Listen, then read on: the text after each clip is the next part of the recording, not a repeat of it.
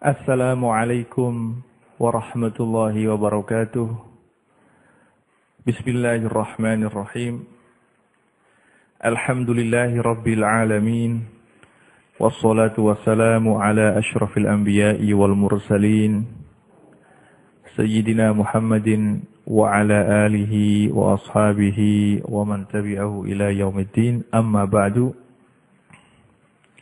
Para pendengar yang saya muliakan, alhamdulillah, pada malam hari ini seperti biasa kita bisa berjumpa kembali dalam kajian rutin kita, kajian fikih, kajian kitab takrib yang dikarang oleh Imam Abi Suja.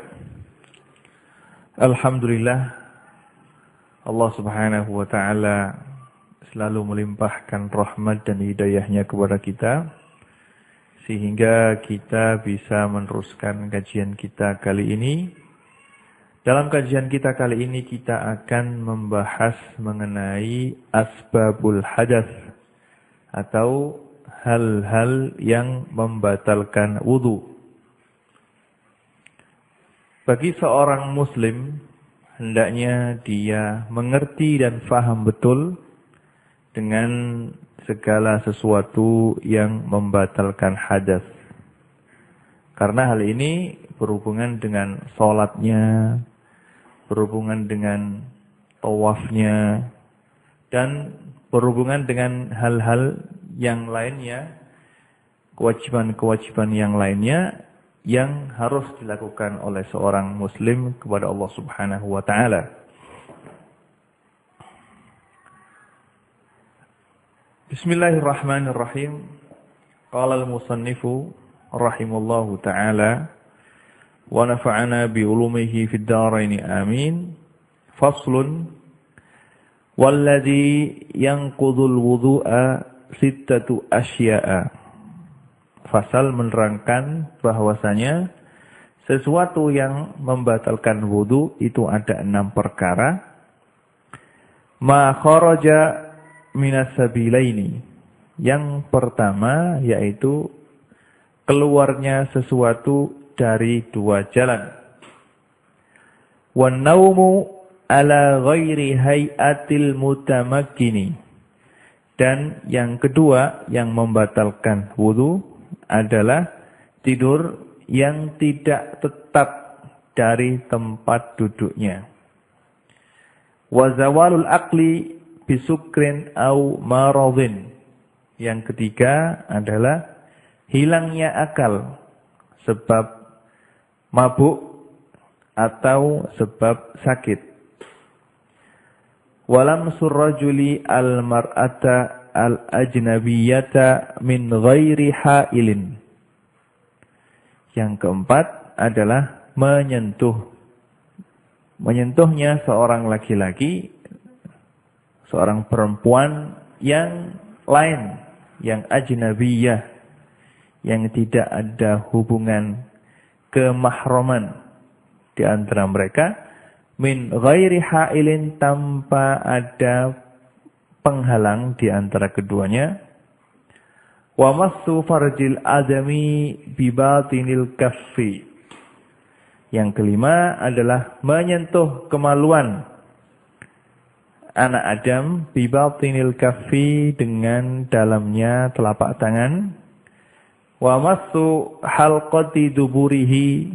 Yang terakhir adalah menyentuh dubur alal jadidi menurut pendapat Imam Syafi'i yang baru. Hal-hal inilah adalah perkara-perkara yang membatalkan wudu. Perkara yang pertama yang membatalkan wudu adalah ma kharaja minas sabilaini, keluarnya sesuatu dari 2 jalan.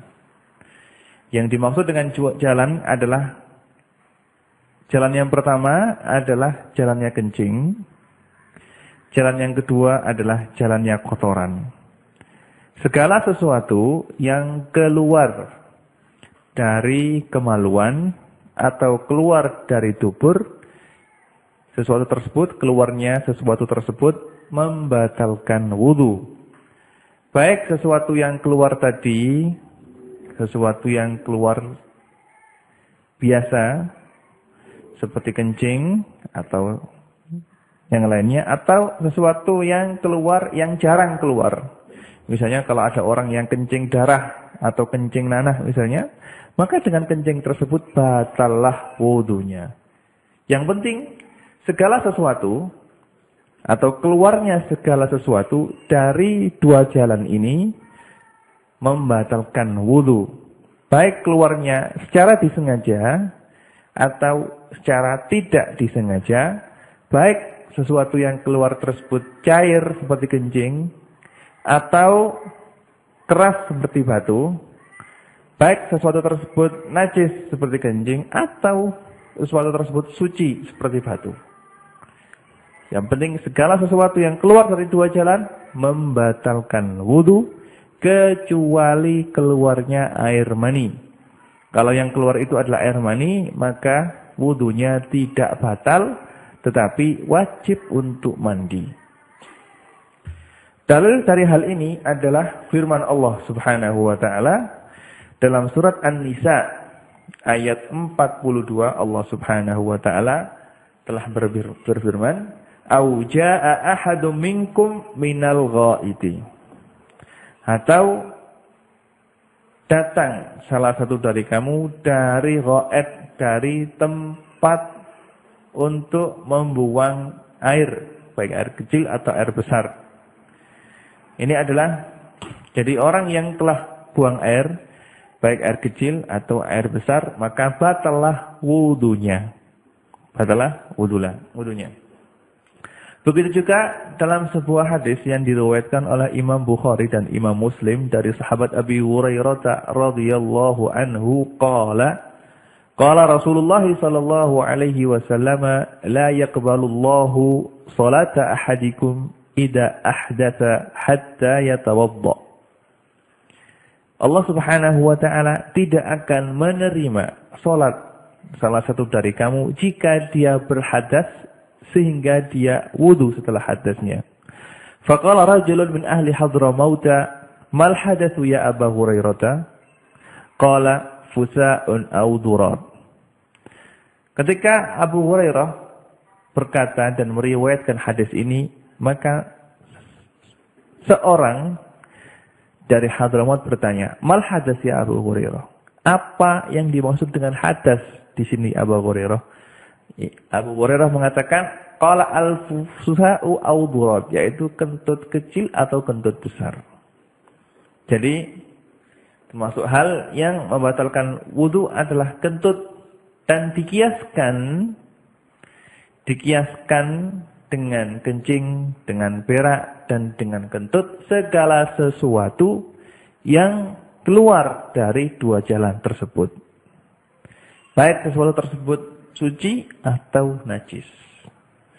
Semuanya membatalkan wudu kecuali keluarnya air mani.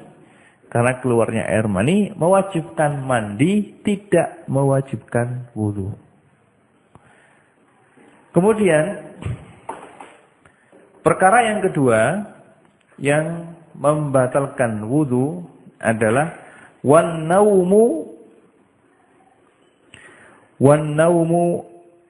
ala ghairi hay'atil mutamakkini. Tidur dalam keadaan yang tidak tetap dari tempat duduknya. Jadi tidur adalah membatalkan wudu. Tapi tidur yang membatalkan wudu adalah jika orang tersebut tidur sedangkan pantatnya tidak melekat dengan tempat duduknya. Seperti jika dia tidur terlentang.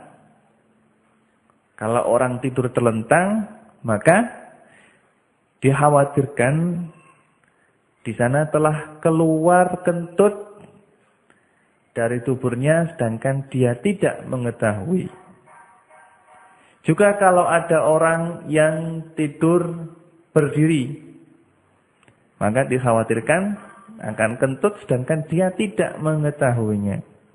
Adapun kalau tidur dalam keadaan duduk, sedangkan pantatnya menempel dengan tempat duduknya, sehingga di sana tidak ada renggang sama sekali antara tempat duduk dengan pantatnya, semuanya menempel, maka di sini keluarnya kentut tidak bisa.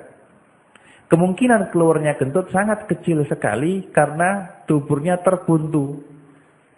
Nah, kalau orang tersebut sangat kurus sekali, kurus ceking. Sehingga kalau dia duduk, di sana ada renggang antara pantat dan tempat yang didudukinya, maka kalau dia tidur dalam keadaan duduk, wudunya batal. Atau orang yang tidur dalam keadaan duduk.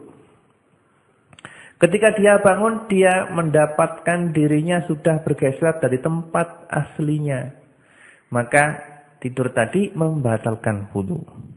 Karena dengan bergesernya pantat dia dari tempat aslinya ketika pertama kali dia tidur, maka di sana ada kemungkinan keluarnya kentut tanpa dia sadari. Tanpa dia sadari. Nah, ini semuanya adalah berdasarkan hadis yang diriwayatkan oleh Imam Abu Dawud dan yang lainnya. Hadis Rasulullah Shallallahu Alaihi Wasallam yang bunyinya man nama falyatawaddo. Barang siapa yang tidur maka hendaklah dia berwudu. Berarti wudu tidur adalah membatalkan wudu. Juga hadis yang lain yang diriwayatkan oleh Imam Abu Dawud dan yang lainnya dari Imam Ali radhiyallahu anhu qala Rasulullah sallallahu alaihi wasallam al-wika'us sahi al-ainani faman nama falyatawadda. Kunci dan pengikat dubur adalah dua mata. Maksudnya kalau mata itu melek, maka kemungkinan keluarnya kentut dari dubur itu sangat kecil sekali. Tapi kalau kedua matanya tidur, terpejam, maka keluarnya kentut sangat mungkin sekali tanpa dia sadari. Faman nama falyatawadda, maka barang siapa yang tidur maka hendaknya dia wudu kembali sebelum dia melakukan sholat. Nah, hadis ini adalah untuk orang yang tidur tanpa menetapi tempatnya atau tanpa menepati tempat dia duduknya. Nah, kalau orang tersebut tidur dalam keadaan duduk, terus duduknya itu tetap dengan tempat yang dia duduki. Di antara tempat yang dia duduki dengan pantatnya tidak ada renggang sama sekali. Sehingga keluarnya kentut itu sangat tidak mungkin. Maka wudunya tetap tidak batal. Itu semuanya adalah berdasarkan hadis yang diriwayatkan oleh Imam Al-Bukhari. Imam Al-Bukhari dari sahabat Anas radhiyallahu anhu qala uqimatis shalah wan nabiyyu sallallahu alaihi wasallam yunaji rajulan falam yazal yunajihi hatta nama ashabuhu summa jaa fa shalla bihim.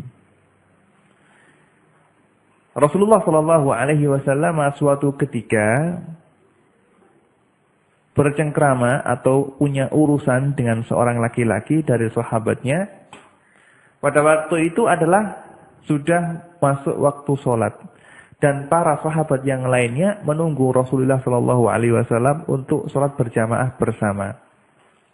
Nah, karena lama Rasulullah Shallallahu Alaihi Wasallam urusan beliau dengan laki-laki tersebut lama sehingga para sahabat yang menunggu beliau sholat Isya ketiduran semuanya. Nah, ketika Rasulullah Shallallahu Alaihi Wasallam selesai urusannya, beliau datang ke masjid untuk menjadi imam, para sahabat langsung mengerjakan sholat tanpa wudu terlebih dahulu. Juga dalam hadis yang lain yang diriwayatkan oleh Imam Bukhari dan Muslim juga bahwasanya dari sahabat Anas yang bunyinya kana ashabu Rasulillah sallallahu alaihi wasallam yanamuna summa yusalluna wa la yatawaddauna. Para sahabat Rasulullah sallallahu alaihi wasallam ketika menunggu Rasulullah sallallahu alaihi wasallam datang, semuanya kebanyakan saking ngantuknya banyak yang tidur. Semua yusalluna, kemudian ketika Rasulullah sallallahu alaihi wasallam datang, mereka bangun dari tidur mereka, kemudian sholat tanpa wudu terlebih dahulu. Nah, para ulama Syafi'iyah mengatakan hadis sahabat Anas tersebut adalah bagi orang yang tidur dalam keadaan duduk yang mana pantatnya tidak bergeser dari tempat asal mula dia duduk. Sehingga kemungkinan untuk keluarnya kentut sangat kecil sekali. Ini adalah hadis yang diriwayatkan oleh sahabat Anas. Adapun hadis Sayyidina Ali radhiyallahu anhu yang punya faman nama falyatawaddo adalah bagi orang yang tidur yang mana tidurnya itu tidak menempati tempat duduknya sehingga keluarnya kentut sangat mungkin sekali. Ini adalah demi untuk mengumpulkan atau memadukan dua dalil yang mana zahirnya bertentangan tapi sebenarnya tidak ada pertentangan di antara keduanya. Dengan ini maka ulama Syafi'iyah telah memadukan antara dua dalil. Intinya kalau orang tidur itu ghairu mumakkin maq'adahu, tidak menetapi tempat dia duduk atau dia tidur, yang mana kira-kira di antara pantatnya dan tempat yang dia duduki itu ada renggang, maka batallah wudunya dengan tidur tersebut. Karena kemungkinan keluarnya kentut sangat sekali, sangat besar sekali. Jadi orang yang tidur terlentang atau orang tidur dengan berdiri, maka batallah wudunya. Tapi kalau orang tersebut tidur dengan menetapi tempat duduknya tidak berubah sama sekali, dan di antara pantatnya dan tempat yang dia duduki adalah tidak ada renggangnya sama sekali, sehingga kemungkinan keluarnya kentut sangat kecil sekali, maka wudunya tidak batal. Tidak batal. Lah kalau sekarang ada orang yang ragu-ragu. Apakah saya tadi itu tertidur atau belum? Di sini ada tanda-tanda. Tandanya orang belum tidur adalah orang tersebut bisa mendengarkan percakapan orang yang dia di sekelilingnya. Kalau dia ngantuk saja, atau dia setengah-setengah tidur, dia bisa mendengarkan percakapan orang yang ada di sekeliling dia, maka dia tidak tidur. Tanda orang tidur kalau dia melihat mimpi. Kalau dia orang tersebut mimpi, berarti dia telah tidur sungguhan. Tapi kalau dia ragu-ragu apakah saya tadi tidur apa enggak, maka tidak batal. Tidak batal karena hadas itu tidak bisa batal dengan suatu keraguan-raguan. Suatu keraguan-raguan. Atau dia tidur, ketika bangun tidur dia mendapatkan tempatnya sudah berubah dari duduknya, maka batallah wudunya dan dia harus wudu kembali sebelum melakukan sholat. Perkara berikutnya yang membatalkan wudu adalah wa zawalul aqli bisukrin au maradhin. Karena yang ketiga yang membatalkan wudu adalah hilangnya akal. Bisukrin sebab mabuk, au irma'in atau sebab semaput, au maradhin atau sebab sakit, au jununin atau sebab gila. Orang yang hilang akalnya, maka batallah wudunya. Ini semuanya adalah dikiaskan dengan orang yang tidur. Dikiaskan dengan orang yang tidur. Karena orang yang orang yang hilang akalnya tidak bisa merasakan apakah dia kentut atau tidak. Di orang gila itu tidak bisa merasakan apakah tadi dia kentut atau tidak. Coba kalau tidak percaya tanya saja. Kalau ada orang gila tanya, kamu pernah kentut atau tidak? Pasti dia tidak bisa menjawab. Orang gila, dia tidak bisa merasakan apakah dia tadi kentut atau tidak. Maka kalau ada orang yang hilang akalnya, maka batallah wudunya dikiaskan dengan orang yang tidur. Karena orang tidur adalah orang yang hilang akalnya. Dia tidak bisa mengendalikan dirinya. Tidak bisa mengendalikan segala gerak-gerik yang dia lakukan. Maka batallah wudunya. Begitu juga orang yang kehilangan akal, dia tidak bisa mengendalikan semua gerak-geriknya. Dia tidak bisa mengetahui apakah tadi dia tidur, apakah tadi dia kentut apa enggak. Sehingga orang yang hilang akalnya, orang yang gila, batallah wudunya. Perkara yang keempat yang membatalkan wudu adalah lamsur rajuli al-mar'ata al-ajnabiyata min ghairi hailin. Menyentuhnya orang laki-laki, menyentuh orang perempuan yang lain, yang ajnabiyah, tanpa ada pembatas atau tanpa ada yang menghalangi. Jadi jika ada seorang laki-laki menyentuh seorang perempuan, maka batallah wudu orang laki-laki tersebut dan orang perempuan tersebut. Karena Allah Subhanahu wa taala telah berfirman dalam surat An-Nisa ayat 42, "Aula mastumun nisa." Allah Subhanahu wa taala menyuruh hambanya untuk mengadakan tayamum, untuk melakukan tayamum jika tidak mendapatkan air untuk berwudu, jika orang tersebut menyentuh perempuan. Jadi kata-kata aula mastumun nisa artinya adalah jika kamu semua menyentuh perempuan, dengan dalil riwayat qiraah yang satunya lagi aula mistumun nisa. Ya. Jadi orang yang menyentuh laki-laki yang dewasa jika menyentuh perempuan yang bukan mahramnya, maka batallah wudu laki-laki tersebut juga wudu perempuan tadi. Jadi disyaratkan untuk batalnya wudu dengan disebabkan oleh menyentuh perempuan tadi adalah hendaknya berbeda jenis. Yang menyentuh laki-laki yang disentuh perempuan, atau yang menyentuh perempuan yang disentuh laki-laki.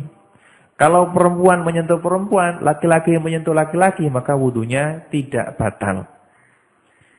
Yang kedua, syarat yang kedua, hendaknya di antara mereka berdua, laki-laki dan perempuan, tidak ada hubungan mahram sama sekali. Tidak ada hubungan mahram sama sekali. Mahram, apa sih yang dimaksud dengan mahram di sini? Mahram adalah setiap perempuan yang haram untuk dinikahi. Baik karena hubungan darah, hubungan nasab, atau hubungan perkawinan, atau hubungan susuan. Perempuan yang haram dinikahi karena hubungan darah, hubungan nasab, misalnya ibu menyentuh ibunya atau menyentuh adiknya perempuan, maka wudunya tidak batal. Atau menyentuh bibinya, wudunya tidak batal. Begitu juga kalau menyentuh ibu mertuanya misalnya, atau menyentuh anak tirinya, maka juga wudunya tidak batal. Atau menyentuh saudara susuannya atau ibu yang telah menyusui dia, maka wudu dia dan wudu perempuan tadi tidak batal. Juga disyaratkan dalam hal ini hendaknya laki-laki dan perempuan tadi qad balagha hadd syahwat, telah sampai kepada batas syahwat. Yang dimaksud dengan batas syahwat di sini adalah bukan ke orang tersebut sudah baligh, itu bukan. Tapi orang tersebut telah sampai pada umur yang kira-kira pada umur seperti itu orang tersebut telah disenangi oleh lawan jenisnya. Misalnya anak perempuan umur 12 tahun, meskipun belum haid dan belum 15 tahun, tapi sudah disenangi karena tubuhnya besar, bongsor, disenangi oleh orang laki-laki, maka kalau disentuh batalah wudunya orang yang menyentuh dan wudu dia juga. Begitu juga anak laki-laki misalnya, seandainya dia masih murahik, masih umur 14 tahun, belum baligh, tapi anak tersebut telah menjadi perhatian untuk lawan jenisnya, maka anak tersebut telah terbilang qad balagha hadd syahwat, telah sampai kepada batas syahwat. Meskipun dia belum baligh, tapi kalau dia menyentuh lawan jenisnya, menyentuh perempuan lain, maka batalah wudunya dan batallah wudu perempuan yang dia sentuh. Syarat berikutnya, hendaknya ketika menyentuh tidak ada penghalang. Jadi sentuhan antara kulit dengan kulit. Kulit dengan kulit. Seandainya menyentuh tapi menyentuh bajunya, maka tidak batal. Jadi yang disyaratkan adalah menyentuh kulit dengan kulit. Dikecualikan lagi kalau menyentuh kuku dengan kuku, maka tidak batal. Atau menyentuh rambutnya juga tidak batal. Karena rambut bukan kulit. Atau memegang giginya, maka juga tidak batal. Karena gigi, rambut, dan kuku bukanlah kulit. Jadi untuk batalnya wudu karena seorang laki-laki yang menyentuh perempuan, ini batal membatalkan wudu kalau di sana terdapat 4 syarat. Syarat yang pertama adalah ikhtilaful jinsi, perempuan menyentuh laki-laki, laki-laki yang menyentuh perempuan. Yang kedua, di antara keduanya tidak ada hubungan mahram. Yang ketiga, dua-duanya laki-laki dan perempuannya telah sampai kepada haddus syahwah. Yang keempat, hendaknya menyentuhnya itu dengan kulit. Dengan kulit langsung.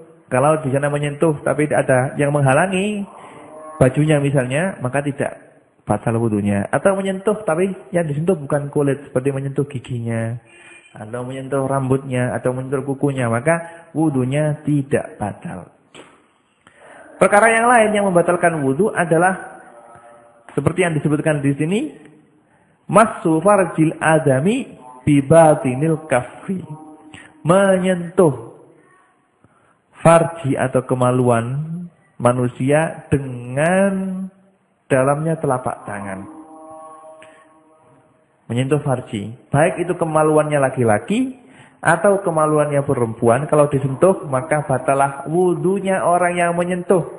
Kalau yang menyentuh itu laki-laki, yang disentuh adalah kemaluan perempuan, maka batalah wudu keduanya.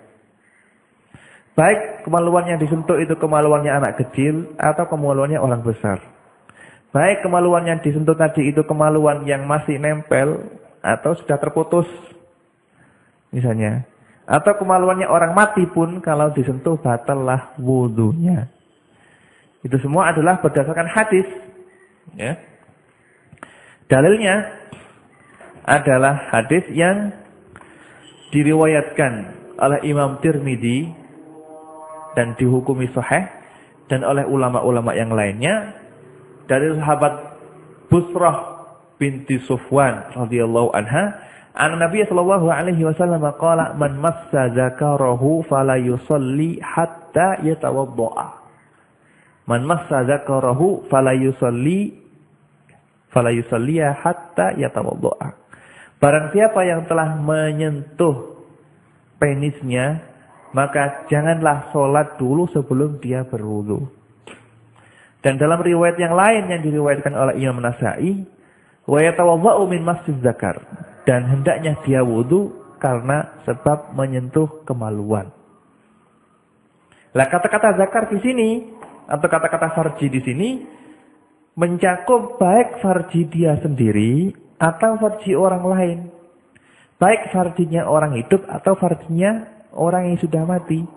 Baik yang disentuh itu kemaluan orang dewasa atau kemaluan anaknya masih kecil umur 1 tahun. Kalau dia menyentuh penis anak bayi dengan dalamnya tapak tangan, maka batallah wudu orang yang menyentuh tersebut. Ini adalah dalil yang mengatakan bahwasanya menyentuh kemaluan adalah membatalkan wudu. Dan kalimat massa yang musuh di sini adalah khusus untuk menyentuh dengan dalamnya telapak tangan. Dalamnya telapak tangan. Kalau disentuh dengan luar telapak tangan, maka tidak batal wudunya. Dan yang dimaksud dengan dalamnya telapak tangan adalah kalau telapak tangan kita, telapak tangan kiri dan telapak tangan kanan, ini kita kumpulkan jari satu gini, kita kumpulkan, maka bagian yang tidak terlihat itu adalah dalamnya telapak tangan. Adapun bagian yang terlihat adalah luar tapak tangan. Seandainya menyentuh zakarnya dengan pucuk jarinya, maka tidak batal wudunya. Atau dengan bagian pinggir jari, maka tidak batal wudunya. Yang batal adalah kalau dia menyentuh dengan dalamnya telapak tangan.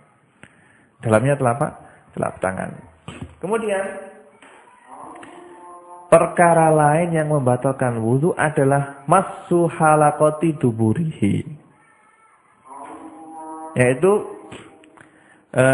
menyentuh dubur. Ya, menyentuh dubur membatalkan wudu, menyentuh dengan dalamnya telapak tangan menurut pendapat Imam Syafi'i yang baru, yang jadid. Yang dimaksud dengan dubur di sini bukan tubuhan dubur secara tapi adalah halaqatu duburihi. Yaitu anus, lubang anus, menyentuh lubang anus, maka menyentuh tersebut membatalkan wudu. Membatalkan wudu karena dikiaskan dengan menyentuh kemaluan. Menyentuh kemaluan. Ini adalah 6 hal yang membatalkan wudu. Yang mana jika orang ingin sholat, maka dia wajib wudu terlebih dahulu kalau dia telah melakukan 6 hal ini. Jadi hal-hal yang membutuhkan wudu atau ibadah-ibadah yang harus ada wudunya, orang tidak boleh melakukan ibadah kecuali harus suci, harus wudu terlebih dahulu. Adalah yang pertama adalah sholat. Kalau dia mau sholat, ingin mengerjakan sholat, terus telah melakukan 6 hal lagi, 6 hal yang saya sebutkan tadi, maka hendaknya dia berwudu terlebih dahulu sebelum melakukan sholat. Allah Subhanahu wa Ta'ala telah mewajibkan hambanya untuk wudu terlebih dahulu sebelum dia melakukan sholat, kalau memang dia orang yang berhadas. Allah Subhanahu wa Ta'ala telah berfirman dalam surat Al-Maidah ayat 6 yang bunyinya, Ya ayyuhalladzina amanu idza qumtum ila sholati faghsilu wujuhakum wa aydiyakum ilal marafiqi wamsahu bi ru'usikum wa arjulakum ilal ka'bain. Yang artinya, wahai orang-orang yang beriman, jika kamu ingin mendirikan sholat, maka basuhlah wajah kamu dan tangan kamu sampai siku kamu, dan usaplah kepala kamu, dan basuhlah kaki kamu sampai kedua mata kaki. Jadi ayat ini adalah yang mewajibkan orang harus berwudu terlebih dahulu sebelum dia melakukan sholat kalau dia telah berhadas. Kalau dia telah melakukan 6 hal yang telah saya terangkan tadi. Juga Rasulullah SAW telah bersabda, sebagaimana diriwayatkan oleh Imam Bukhari dan Imam Muslim, La yaqbalullahu sholata ahadikum idza ahdatsa hatta yatawadda. Allah Subhanahu wa Ta'ala tidak menerima sholat salah satu dari kamu jika berhadas sampai dia melakukan wudu. Dalam riwayat Imam Muslim bunyinya, wala tuqbalu sholatun bi ghairi tahur, dan tidak diterima sholat kecuali dengan toharoh, dengan sesuci. Juga hal lain yang membutuhkan wudu, ibadah lain yang disyaratkan wudu dalam ibadah tersebut, kalau tidak wudu maka tidak sah, adalah tawaf. Tawaf, kalau orang ingin mengerjakan tawaf, maka dia harus berwudu terlebih dahulu kalau dia telah berhadas. Karena apa? Karena tawaf hukumnya adalah persis seperti sholat. Rasulullah SAW telah bersabda, sebagaimana diriwayatkan oleh Imam Tirmidzi dan Imam Hakim, At-tawafu hawlal baiti mithlus sholati illa annakum tatakallamuna fihi faman takallama fihi fala yatakallamanna illa bi khairin. Tawaf di sekitar Ka'bah hukumnya adalah seperti sholat, kecuali bahwasanya kamu sekalian diperbolehkan untuk berbicara ketika tawaf.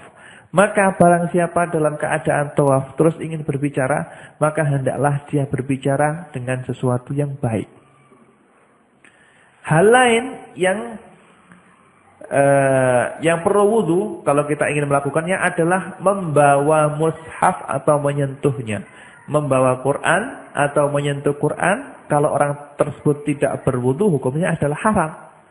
Maka kalau kita ingin mengambil Quran dan ingin membawanya, maka kalau kita tidak punya wudu, maka kita harus berwudu terlebih dahulu.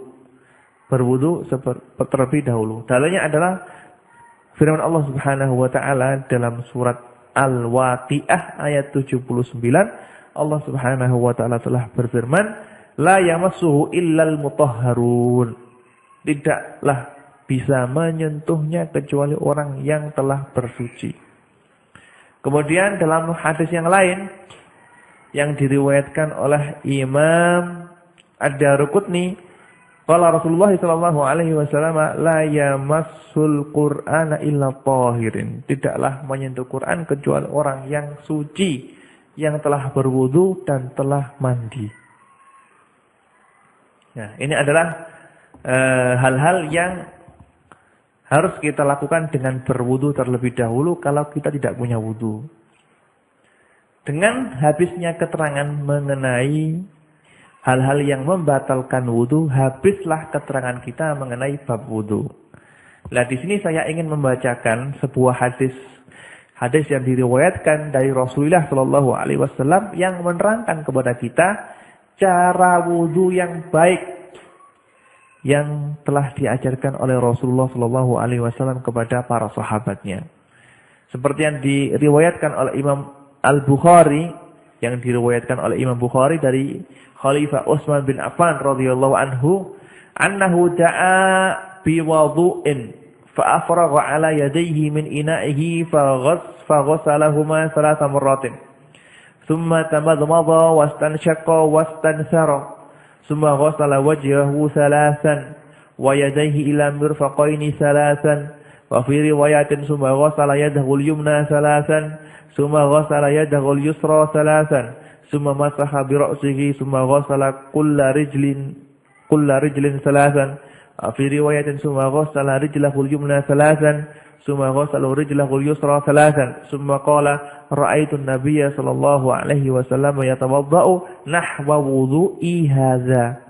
Wa qala man tawadda'a hatta nahwa wudu'i hadza thumma shalla rak'ataini la yuhaddithu fihi ma nafsahu ghafarallahu lahu ma taqaddama min dambih. Yang artinya bahwasanya suatu ketika Khalifah Utsman bin Affan menyuruh pembantunya untuk mengambil air untuk wudu. Ketika air wudu tersebut telah datang, maka Sayyidina Utsman mencuci tangannya 3 kali. Kemudian setelah mencuci kedua telapak tangan 3 kali, kemudian beliau berkumur, kemudian istinsyak, menghirup air ke dalam hidung, terus mengeluarkannya lagi. Beliau lakukan hal tersebut 3 kali. Kemudian beliau membasuh tangan beliau yang kanan 3 kali. Terus membasuh wajah beliau 3 kali. Setelah membasuh wajah 3 kali, terus beliau membasuh tangan kanan beliau 3 kali sampai siku. Terus membasuh tangan kiri beliau 3 kali sampai siku. Kemudian beliau mengusap kepala beliau. Kemudian setelah mengusap kepala beliau, kemudian beliau membasuh kaki kanan 3 kali, kemudian kaki kiri 3 kali. Kemudian beliau berkata, inilah wudu yang telah diajarkan oleh Rasulullah Shallallahu Alaihi Wasallam kepada kita. Kemudian beliau berkata, Rasulullah Shallallahu Alaihi Wasallam telah bersabda, man tawadda'a nahwa wudu'i hadza. Barang siapa yang wudu seperti yang saya lakukan ini, semua salat rakaat ini, kemudian dia salat 2 rakaat, la yuhaditsu fihi man nafsahu, tidak ngomong atau tidak berbicara kepada dirinya sendiri, ghafarallahu lahu ma taqaddama min dambih, maka Allah Subhanahu wa taala akan mengampuni segala dosa-dosanya.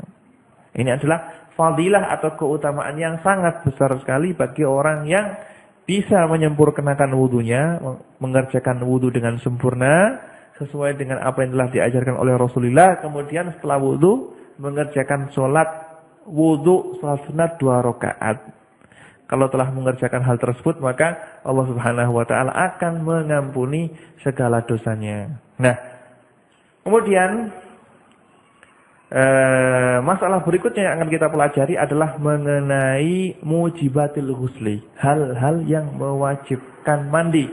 Dan insyaallah untuk mengenai mujibatul ghusli ini akan kita bahas dan akan kita kaji dalam kajian kita yang akan datang.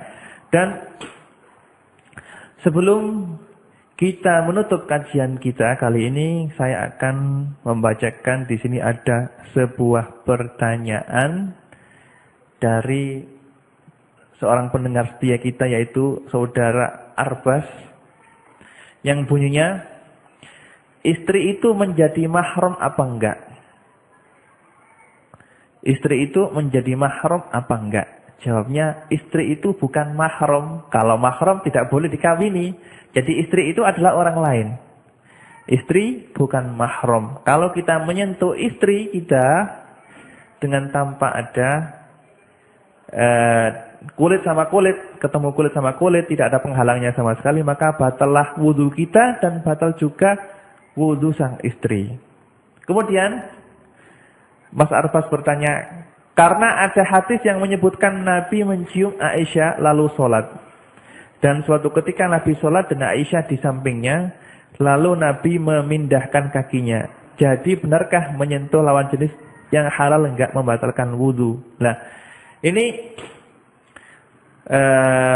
perlu diketahui bahwasanya dalam masalah menyentuh perempuan ajnabiyah, di sini hadis yang telah hadis yang telah atau dalil yang telah dijadikan hujjah, yang dijadikan patokan dalam menelurkan hukum oleh ulama Syafi'i adalah qaulullah Subhanahu wa taala aula mastumun nisa, dan di sana ada hadis yang lain bahwasanya Nabi menyuruh orang untuk wudu kalau menyentuh perempuan atau menyentuh istrinya.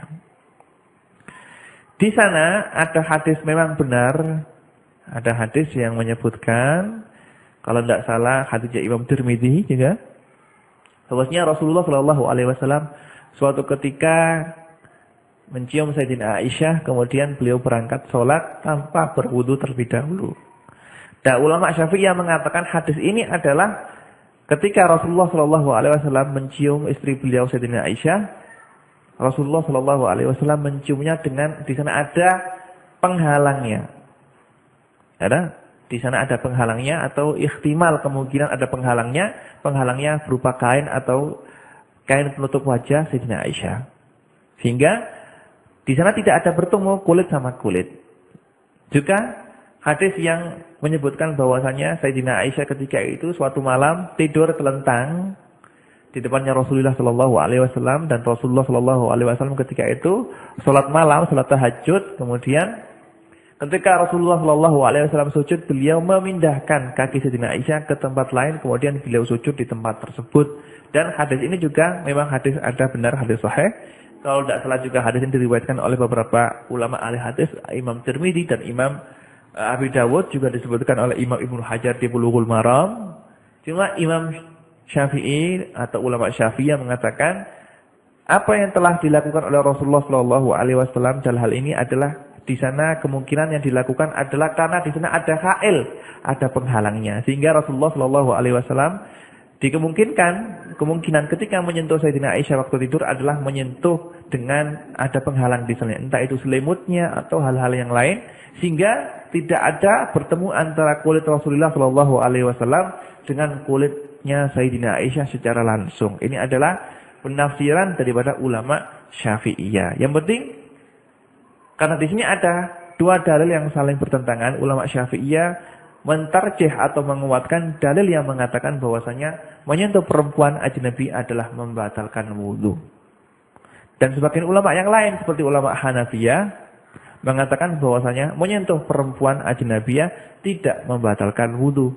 Nah, ya karena hadis-hadis yang telah saya sebutkan tadi. Cuma dalam hal ini ulama Syafi'iyah berusaha untuk menggabungkan dua hadis sehingga di sana tidak ada yang namanya ta'arud di antara dua hadis tersebut. Ini adalah jawaban yang bisa saya berikan. Mudah-mudahan apa yang telah saya jawab bisa dimengerti, dan di sini ulama masih berbeda pendapat dalam hal ini. Nasallallahu subhanahu wa ta'ala ayyarzuqana ilman nafi'a wa yarzuqana al-amala bihi wa ayyaj'ala ilmana hujjatan lana la hujjatan alaina. Wa sallallahu ala sayyidina Muhammadin wa ala alihi wa sahbihi wa sallam. Subhana rabbika rabbil izzati amma yasifun wa salamun alal mursalin walhamdulillahi rabbil alamin. Wassalamualaikum warahmatullahi wabarakatuh.